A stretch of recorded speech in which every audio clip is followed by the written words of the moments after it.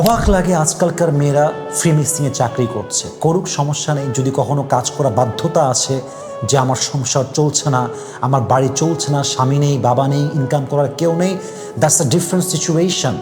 ইসলামের একটা বিধান আছে। স্টাডি করছেন ফ্রি মিক্সিংয়ে, কোনো অবজেকশন নাই, আমার কোনো কথা নেই যে আপনি বাধ্য করছেন, ইটস ওকে। বাট আপনি ফ্রি মিক্সিংয়ে থেকে আপনার পর্দার বিধানকে প্রত্যেক দিন ভাঙছেন।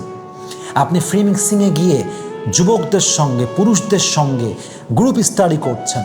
যদি আপনি আসলেই মূল কাজ করতেন, অর্থাৎ স্টাডি করা কিংবা শুধু ক্লাস করা, তাহলে ঠিক ছিল। আপনি মিশতেছেন, মেসেঞ্জারে অ্যাড আছেন, হোয়াটসঅ্যাপে অ্যাড আছেন, কথা বলছেন, অবৈধ আলাপ করছেন। আমি কোনো ব্যাখ্যা দিব না, please don't take it otherwise, আমি কোনো ব্যাখ্যা দিব না।